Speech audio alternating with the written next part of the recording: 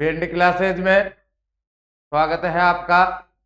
आज हम संस्कृत साहित्य के इतिहास में से खंड काव्य का अध्ययन करेंगे। महाकवि कालिदास और उनके द्वारा लिखित मेघदूतम, ऋतु संहारम से संबंधित प्रश्न होंगे। आप सबके सुझाव सादर आमंत्रित हैं।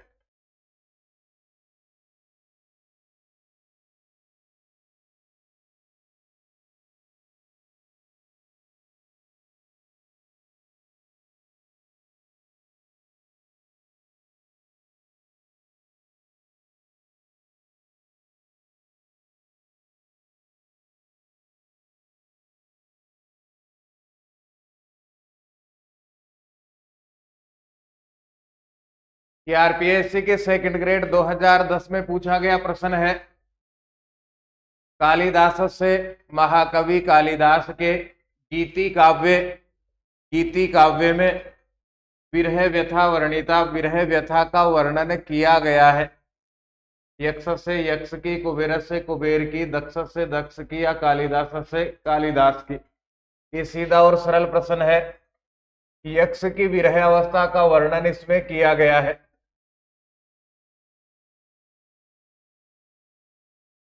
कुबेर यक्ष का स्वामी था। विरह अवस्था यक्ष की है। 12 महीने का श्राप यक्ष को मिला था। इसी का वर्णन मेघदूतम में किया गया है।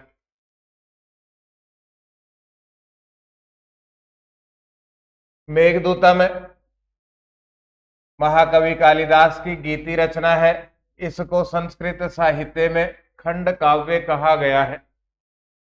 जब आधुनिक विद्वानों ने मेघदूतम की समीक्षा की तो उन्होंने कहा कि यह प्रथम महत्वपूर्ण ग्रंथ है जिसे हम गीति काव्य का मान सकते हैं। छंद मंदाक्रांता है। 115 पद्य मेघदूतम में है। मेघदूतम कृति 2 भागों में विभाजित है। पूर्व मेघ इसमें 63 पद्य है और उत्तर मेघ इसमें 52 पद्य है। मल्लिनाथ नाम के विद्वान ने मेघदूतम के 121 पद्यों की व्याख्या की है। अपनी टीका में कुल व्याख्या की है 121 पद्यों की, लेकिन उन्होंने कहा है कि 6 पद्य प्रक्षिप्त हैं, बाद के हैं, और 115 पद्य ही प्रमाणिक हैं। तो हम भी 115 पद्यों को ही प्रमाणिक मानते हैं। उसी के आधार पर आरपीएससी में प्रश्नोत्तर है। मल्लिनाथ ने ही मेघदूतम के आधार पर एक सूक्ति कही है, मागे मेघे गतम वयः। ये हम जानते हैं, कहने वाले हैं इसको मल्लिनाथ। मेघदूतम में विप्रलंब श्रृंगार है। श्रृंगार में संयोग और वियोग, तो वियोग श्रृंगार का वर्णन है। मंदाक्रांता छंद का मुख्य रूप से वर्णन है और वैदर्भी रीति का वर्णन है। विप्रलंब श्रृंगार, मंदाक्रांता छंद और वैदर्भी रीति, इन 3 का मुख्य रूप से इसमें वर्णन है। इस खंड काव्य के पूर्व भाग में भारत का भौगोलिक वर्णन है। अभी हम देखेंगे इसी में किन किन स्थानों का वर्णन है। मेघदूतम काव्य पर लगभग 50 टीकाएं लिखी गई है। विल्सन नाम के विद्वान ने 1813 ईस्वी में इसका अंग्रेजी पद्यानुवाद कलकत्ता से प्रकाशित किया। निर्णय सागर प्रेस से इसका मल्लिनाथी टीका के साथ सुंदर संस्करण 1877 में प्रकाशित हुआ। विल्सन ने अंग्रेजी पद्यानुवाद कलकत्ता प्रेस से प्रकाशित किया। निर्णय सागर प्रेस से 1877 में एक प्रकाशन हुआ, उसको कहा गया मल्लिनाथी टीका। संजीवनी टीका श्री मल्लिनाथ के द्वारा लिखी गई। जैन कवि जिनसेन ने मेघदूतम के ऊपर पार्श्वभ्युदय लिखा है। जैन मुनि श्री मेघविजय ने मेघदूतम समस्या लेख इसके ऊपर लिखा है। जम्बू कवि ने चंद्रदूत लिखा है। धोई कवि ने पवनदूत लिखा है। वेदांत देशिक ने हंस संदेश लिखा है। ये मेघदूतम की प्रसिद्ध टीकाएं हैं, बहुत मात्रा में लिखी हुई। लगभग 50 टीकाएं मेघदूतम पर लिखी हुई हैं। 2 विद्वानों के मत भी इसके ऊपर हैं। जर्मन महाकवि गेटे ने मेघदूतम काव्य की प्रशंसा की है, जबकि पश्चिम के विद्वान एबी कीथ ने मेघदूतम को शोक काव्य कहा है। ये देखने योग्य बात है। जर्मन विद्वान गेटे इन्होंने प्रशंसा की है और पश्चिम के विद्वान एबी कीथ मोदे ने मेघदूतम काव्य को शोक काव्य कहा है। ये कुछ मेघदूतम से संबंधित मुख्य बातें थी। चलिए आगे बढ़ते हैं। मेघदूतम काव्यम कस्मिन छंदसी उपनिबद्धम। मेघदूतम नाम का काव्य किस छंद में लिखा गया है? अभी हमने पढ़ा था, मंदाक्रांता छंद में लिखा गया है। विप्रलंभ श्रृंगार का इसमें प्रयोग है और रीति की यदि हम बात करें तो वैदर्भी रीति मुख्य है। ये 2016 में पूछा गया। 2013 में भी इसी प्रकार का प्रश्न था। मेघदूत काव्य, मेघदूत नाम के काव्य में प्रयुक्त से छंदस है नाम वर्तते, प्रयुक्त छंद का नाम है। मेघदूत नाम के काव्य में प्रयुक्त छंद का नाम है मंदाक्रांता छंद का इसमें प्रयोग है। ये भी सीधा और सरल प्रश्न। आगे बढ़ते हैं। मेघदूते, मेघदूत में कस्या नगरिया वर्णन मस्ती, किस नगरी का वर्णन है? मेघदूत में किस नगरी का वर्णन है? द्वारिका, उज्जैना, पुष्पपुरिया या विदिशाया। तो मेघदूतम नाम के काव्य में उज्जैन नगरी का वर्णन है, उज्जैन्या। इसको अवंतिका भी कहा गया है और वर्तमान में इसी स्थान का नाम है उज्जैन। भगवान महाकाल के मंदिर के लिए प्रसिद्ध स्थान है ये। इसी का वर्णन मेघदूतम में किया गया है। मेघदूतम की पहले हमने मुख्य विशेषताएं पढ़ी, अब मेघदूतम का मुख्य कथानक हम पढ़ते हैं। हिमालय पर्वत पर स्थित अलकापुरी में कुबेर नाम का राजा शासन करता था। उसके यक्ष नाम का एक सेवक था। यक्ष का प्रतिदिन का काम था जब स्वामी कुबेर सेवा करे उससे पहले ताजा फूल ला करके देना। कई महीनों से, दिनों से यह क्रम चल रहा था। एक दिन ऐसा भी आया, यक्ष का विवाह हो गया। यक्ष अपने काम में आलस्य करने लगा। जो पुष्प उसे सुबह लाने थे उन पुष्पों को वह शाम को ही ला करके रख देता। एक दिन जब स्वामी कुबेर पुष्प चढ़ा रहे थे उस समय उन पुष्पों में से एक भ्रमर बाहर निकला। उस भ्रमर को देख करके स्वामी कुबेर ने अंदाज लगाया कि ये पुष्प सुबह का नहीं है, ये शाम का है। उसने यक्ष को श्राप दिया कि जिस प्रिया के कारण तुमने यह किया है उससे एक साल आप दूर रहोगे। यहाँ से बहुत दूर जा करके महाराष्ट्र में रामगिरी आश्रम में आपको निवास करना है। यक्ष वहां चला गया। 8 महीने उसके बीत गए। आषाढ़ मास का प्रथम दिन आया जब उसने आकाश में बादल देखे। आकाश में उन बादलों को देख करके प्रिया की याद सताने लगी। उन बादलों के माध्यम से उसने संदेश भेजा। पूर्व मेघ में रामगिरी आश्रम से लेकर के हिमालय पर्वत में स्थित अलकापुरी तक का वर्णन है। उत्तर मेघ में वहां की अपने घर की पहचान और प्रिया को संदेश सुनाने का वर्णन है। ये कथानक है। इसमें से भी कुछ मुख्य बातें हैं। पूर्व भाग में मेघ यथोचित स्वागत सत्कार करके रामगिरी से अलकापुरी हिमालय पर्वत तक का मार्ग बतलाता है। उस मार्ग में उसने मालव प्रदेश को बताया, आम्रकूट पर्वत को बताया, नर्मदा नदी को बताया, विदिशा नगरी का वर्णन किया, गिरी निर्विंध्या नदी का वर्णन किया, उज्जैनी का वर्णन किया, महाकाल शिव मंदिर का वर्णन किया, शिप्रा नदी का वर्णन किया, देवगिरी पर्वत का वर्णन किया। यहाँ अलग अलग भी कर सकते हैं हम। नर्मदा हो गई, निर्विंध्या हो गई, शिप्रा नदी हो गई, विदिशा नगरी हो गई और उज्जैन नगरी हो गई। इस प्रकार से अलग अलग करे। देवगिरी और गिरी हो गया। इसके साथ में चंबल नदी हो गई। 4 नदियां हैं, नर्मदा, निर्विंध्या, शिप्रा और चंबल 2 नगरियां हैं। विदिशा नगरी और उज्जैन नगरी एक प्रदेश है, मालव प्रदेश। आम्रकूट पहाड़ है इसके साथ में देवगिरी पर्वत है, ये पर्वत है। इस प्रकार से अलग अलग करके देखें, क्योंकि इस पैटर्न के ऊपर एक प्रश्न आ चुका है, हो सकता है इसी पैटर्न के ऊपर दूसरा प्रश्न देखने को मिले। कुरुक्षेत्र हरियाणा का वर्णन पूर्व मेघ में महाकवि कालिदास ने किया, सरस्वती नदी का किया, कनखल का किया, गंगा नदी का किया, हिमालय पर्वत का किया। कैलाश और मानसरोवर का वर्णन महाकवि कालिदास ने पूर्व मेघ में किया है। इससे हम ये भी अंदाज लगा सकते हैं कि किन किन क्षेत्रों का उन्होंने देखा था, उसके बाद में इस ग्रंथ को लिखा है।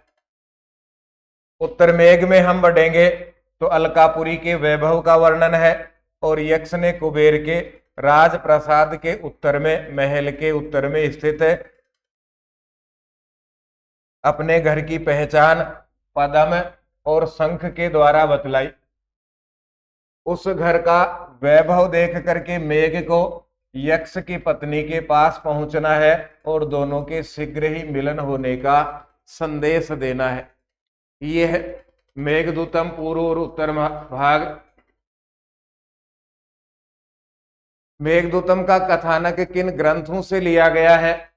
तो बहुत सारे विद्वान मानते हैं कि महाकवि कालिदास ने वाल्मीकि के रामायण से इस कथानक को लिया है। जैसे भगवान राम और मां सीता का वियोग, पवन पुत्र हनुमान का वायु मार्ग से यात्रा करके दूत कार्य करना, हनुमान जी और मां सीता का आपस में संवाद, हनुमान जी के द्वारा अंगूठी देना आदि घटनाएं मेघदूत के समानांतर हैं। जैसे मेघदूत में यक्ष यक्षी का वियोग, मेघ का दूत कार्य, मेघ यक्षी का संवाद आदि। इस प्रकार से भगवान राम की राम कथा और मेघदूतम दोनों में समानता देख करके बहुत सारे विद्वानों ने कहा कि मेघदूतम का कथानक वाल्मीकि रामायण से लिया गया है। जबकि कुछ विद्वान कहते हैं कि महाभारत के नलोपाख्यान में हंसदूत को मेघदूत का आधार बतलाते हैं। महाभारत में नलोपाख्यान है, इस नलोपाख्यान में हंस संदेश लेकर के जाता है, दूत का कार्य करता है। इसी को आधार बना करके महाकवि कालिदास ने मेघदूतम लिखा है। आचार्य बलदेव उपाध्याय ने कहा है कि ऋग्वेद की श्यावासु कथा ही मेघदूतम का आधार है। ऋग्वेद में श्यावासु कथा का उल्लेख है। इस कथा को आधार बना करके महाकवि कालिदास ने मेघदूतम की रचना की है। ये मत है आचार्य बलदेव उपाध्याय का। निष्कर्ष के रूप में मेघदूतम का कथानक कालिदास के अपने अनुभव, कल्पना और रामायण के परिचय का संयुक्त रूप है। कवि ने इसे अपना नया रूप दिया है। जो हम पढ़ रहे हैं उनके साथ में इस प्रकार का सार भी हमें पढ़ना है। प्रश्न कैसा भी हो, समझने में आसानी रहेगी और उत्तर निकालने में भी हमें मदद मिलेगी। फिर चलते हैं आगे। वेणीभूत प्रतनु सलीला तामती तस्य सिंधु इयम पंक्ति ही अस्ति। यह पंक्ति है मेघदूतम की, यह पंक्ति है। इसमें पवित्र सिंधु नदी का वर्णन है। ये पूरा श्लोक है। वेणीभूत प्रतनु सलीला तामती तस्य सिंधु पांडुच छाया तटरुहत तरुवंशी भीर जीर्ण प्रणय सौभाग्यम ते सुभग विरहावस्थया व्यंजयंती कार से येन त्यज्यति विधिना से तव ययोपपाद्य है। इसी सुक्ति के आधार पर वह एक सुक्ति थी। एक सुक्ति के आधार पे 2022 में प्रश्न बनाया गया। 4 सुक्तियां दे करके हमसे पूछा गया कि निम्नलिखित में से कौन सी सुक्ति मेघदूतम की नहीं है। अधोलिखितासु नीचे लिखे हुए में से का सुक्ति कौन सुक्ति मेघदूत से मेघदूत की है। आरपीएससी फर्स्ट ग्रेड 2022 यह अंतिम सुक्ति मेघदूतम की है। रिक्त है सर्वोभवति ही लघु पूर्णता गौरवाय। बाकी 3 सुक्तियां मेघदूतम की नहीं है। कभी कभार हम श्लोकों को पढ़ने में आलस्य कर जाते हैं या उनको थोड़ा सा देख करके छोड़ देते हैं कि इसमें कौन सा प्रश्न आएगा। ये कोई बहुत बड़ी प्रसिद्ध सुक्ति नहीं है, लेकिन मेघदूतम में लिखी हुई है। हमने पढ़ा नहीं तो वहां समस्या खड़ी होती। तो जो भी सूक्तियां हम पढ़ते हैं पूरी पढ़े, याद करने की कोशिश करें, उनका अर्थ निकालने की कोशिश करें, पदच्छेद करने की कोशिश करें, तो परीक्षा में याद रहती है। देखिए फिर इसी प्रकार की एक और सूक्ति है। धूम ज्योति ही सलिल मरुताम सन्निपात है कह। सूक्ति या श्लोक में से प्रश्न है। धूम धुआं, ज्योति ही अग्नि, सलिल पानी, मरुताम वायु का, सन्निपात है समूह है, कह कौन है। कक्षा 12 में पढ़ाया जाता है, वहीं पर ये प्रश्न है। धुआं ज्योति, धुआं अग्नि, पानी और वायु का समूह किसे कहते हैं। मेघ है, बादल, बादल को इन सब का समूह कहते हैं। महाकवि कालिदास ने इसका वर्णन भी किया है। धूम ज्योति ही सलिल मरुताम सन्निपात है क्व मेघ है। संदेशार्था क्व पटु कर्णै प्राणी भी प्रापणीय। इत यौत सुख्या द परिगणयन गुह्यक सतम ययाचे। कामार्ता ही प्रकृति कृपणास चेतना चेतनेसु। यक्ष को 8 माह बीत गए। आषाढ़ मास का प्रथम दिन आया। प्रथम दिन आकाश में बादल को यक्ष ने देखा और देख करके वह सारी बातें भूल गया और संदेश देने लगा। इसमें वर्णन है कि संदेश ले जाने के लिए सक्षम इंद्रियों वाले मानव की आवश्यकता होती है, जबकि यक्ष बादल को संदेश दे रहा है। सही ही कहा गया है कि काम पीड़ित व्यक्ति प्रकृति से ही चेतन और अचेतन प्राणी के बारे में कमजोर होते हैं, दीन होते हैं। अर्थ भी इसका हमें समझना चाहिए। कुछ पदच्छेद हमें करने पड़ेंगे, तब अर्थ समझ में आएगा। इति औत सुख्याद,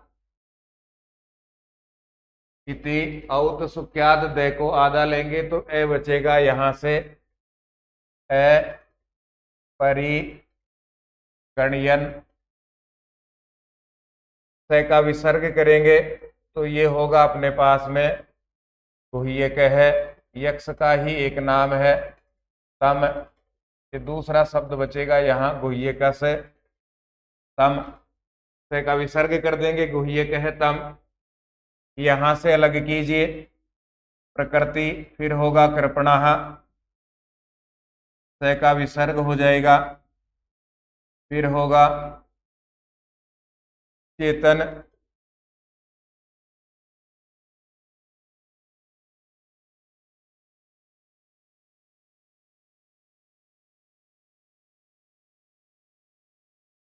फिर होगा चेतन और इसके बाद होगा ए चेतनेसु।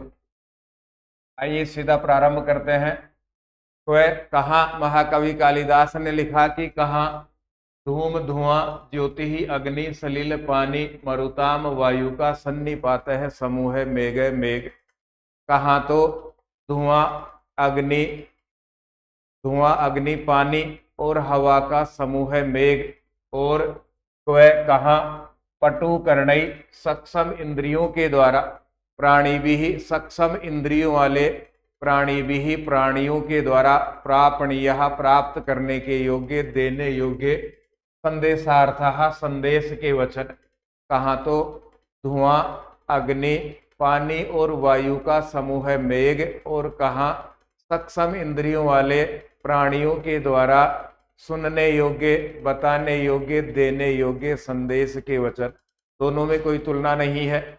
मेघ में सक्षम इंद्रिय नहीं है, वो संदेश कैसे सुनेगा और किस प्रकार से जाकर के देगा। फिर आगे कहा इति ऐसा, औत सुख्याद उत्सुकता के कारण, दोनों की तुलना उत्सुकता के कारण अपरिगणयन नहीं गिनता हुआ, दोनों के बारे में विशेष रूप से तुलना नहीं करता हुआ, अंतर नहीं निकालता हुआ। गुह्यक है, गुह्यक ने यक्ष ने तम ययाचे उससे प्रार्थना की। तम कौन है यहाँ? बादल। मेघ से प्रार्थना की ही निश्चित रूप से प्रकृति स्वभाव से कृपणा दीन होते हैं, स्वभाव से दीन होते हैं। कौन? कामार्ता, काम पीड़ित व्यक्ति। चेतना, चेतन, चेतन के बारे में, अचेतनेषु और अचेतन प्राणियों के बारे में। काम पीड़ित व्यक्ति चेतन और अचेतन प्राणियों के बारे में स्वभाव से कमजोर होते हैं।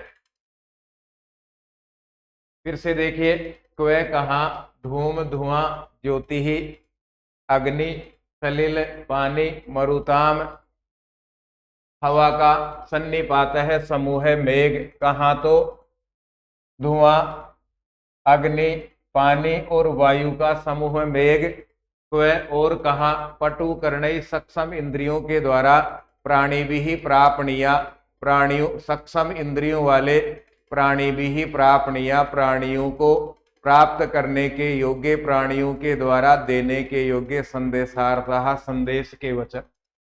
कहाँ तो चार पदार्थों का समूह मेघ, और कहाँ सक्षम इंद्रियों के द्वारा सुनने और सुनाने के योग्य संदेश के वचन। इति ऐसा औत्सुक्याद, उत्सुकता के कारण, अपरिगणयन नहीं गिनता हुआ, दोनों में अंतर नहीं समझता हुआ, गुह्यक है तम ययाचे, गुह्यक ने, यक्ष ने मेघ से प्रार्थना की ही निश्चित रूप से कामार्थः, काम पीड़ित व्यक्ति प्रकृति स्वभाव से कृपणा, दीन होते हैं, चेतन अचेतनेषु, चेतन और अचेतन प्राणियों के बारे में। काम पीड़ित व्यक्ति चेतन और अचेतन प्राणियों के बारे में स्वभाव से कमजोर होते हैं, दीन होते हैं, अंतर समझ में नहीं आता है। ये प्रसिद्ध सूक्ति भी है, महाकवि कालिदास के द्वारा लिखित। कक्षा 12 में ये पूरा पढ़ाया जाता है। लगभग 10 श्लोक हैं और सब सूक्तियों वाले श्लोक हैं। परीक्षा में आने की गुंजाइश भी उनकी बहुत ज्यादा रहती है। इस प्रकार से आप भी पढ़ें, ये भी आपसे निवेदन है।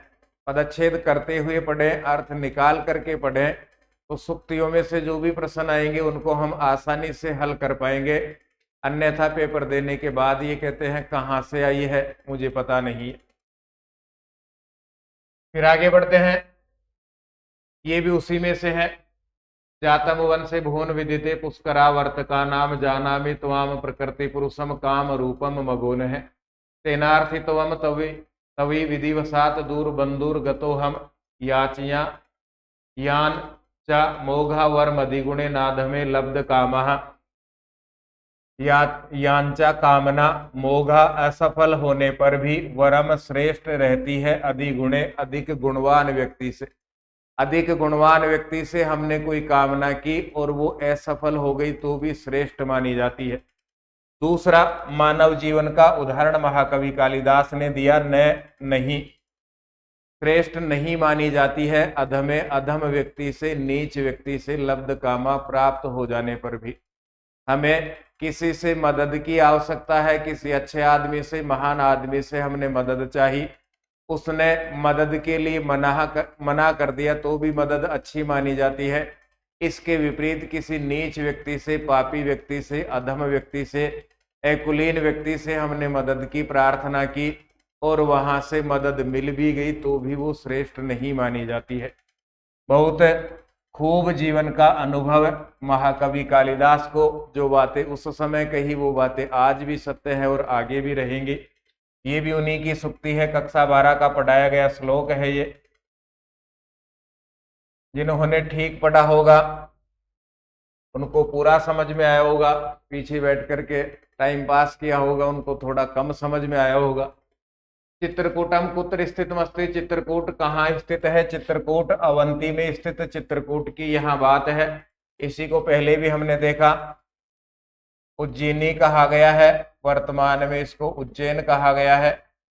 भगवान महाकाल का शिव मंदिर है। यहीं पर इसका वर्णन रामायण में, इसका वर्णन महाभारत में भी है, उसी के लिए पूछा गया है। इसके बाद इससे संबंधित कोई भी प्रश्न नहीं है, एकमात्र प्रश्न था ये। ऋतु संहार है कस्य रचना? ऋतु संहार किसकी रचना है? कालिदास से, कालिदास की सुघोष से भवभूते है दंडी ने। सीधा और सरल प्रश्न, महाकवि कालिदास की रचना है ऋतु संहारम। इसमें 6 ऋतुओं का वर्णन है। वर्णन प्रारंभ होता है ग्रीष्म ऋतु से और इसका वर्णन समाप्त होता है वसंत ऋतु पर। संस्कृत काव्यों में एकमात्र ऐसा काव्य जिसमें सब ऋतुओं का पर्याप्त वर्णन है। तो ऋतु संहारम महाकवि कालिदास की रचना है। यदि इसमें श्लोकों की बात करें तो कुल श्लोकों की संख्या है 144।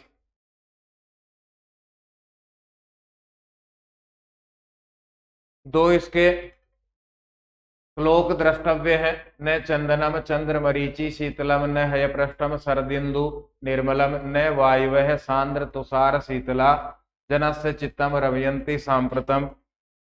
इसमें शिशिर ऋतु का वर्णन है।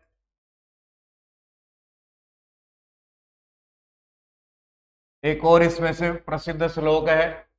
चंचन मनोज्ञ सफरी रसाना कलापः पर्यंत संस्थित चितांडज पंक्तिहारः नद्यो विशाल पुलिनांत नितंब बिंबा मंदम प्रियांति समदः प्रमद्दा इवाद्य।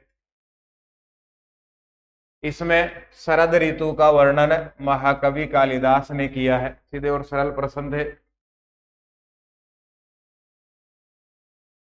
ये भी सीधा और सरल प्रश्न है। 4 महाकवियों का सार है, उनको कौन कौन सी उपाधियां दी गई है। महाकवि नाम नामना सह तेसाम उपनाम सुमेलियत। महाकवि के नाम के साथ में उनके उपनाम उनकी उपाधियों का मिलान कीजिए। महाकवि कालिदास, इनको कहा गया है दीपशिखा। दीपशिखा दीपक के ऊपर की लो, दीपक के ऊपर की शिखा, उसी को दीप शिखा कहा गया है। आतपत्र भारवी माघ के लिए कहा गया। रेवतक पर्वत के वर्णन के आधार पर घंटा माघ और फिर बाण को कहा जाता है तुरंग। ये सीधे और सरल प्रश्न है। इनमें से भी दीपशिखा की उपाधि जयदेव ने प्रसन्न राघवम नाम का ग्रंथ है उसमें दी है। ये और याद रखना है हमें। ये प्रश्न पूरे हैं महाकवि कालिदास से संबंधित। 2 खंड काव्य हमने पढ़े, मेघदूतम और ऋतु संहारम। उसके बाद में 4 महाकवियों का हमने सार पढ़ा, उनकी उपाधियों से संबंधित प्रश्न पढ़े। आपके सहयोग समर्थन के लिए आपका धन्यवाद। आपको ठीक लगे और को भी शेयर करना चाहिए तो आप कर सकते हैं। पुस्तक से संबंधित, चैनल से संबंधित अन्य किसी भी प्रकार के सुझाव आप इन नंबर पर भेजिएगा 9928946539 पर। और अधिक सरल अच्छा बनाने का हम प्रयास करेंगे। आपके जितने अधिक सुझाव आएंगे उतना ही पुस्तक को बहुत सरल बनाने में सहायता मिलेगी। यदि पुस्तक को आप पढ़ते हैं तो ऊपर प्रश्न है, उसके बाद में श्लोक है और उसके बाद में व्याख्या दी गई है। और भी अच्छा आप सबके लिए रहेगा। धन्यवाद। हम फिर मिलेंगे। जय तु भारतम, जय तु संस्कृतम।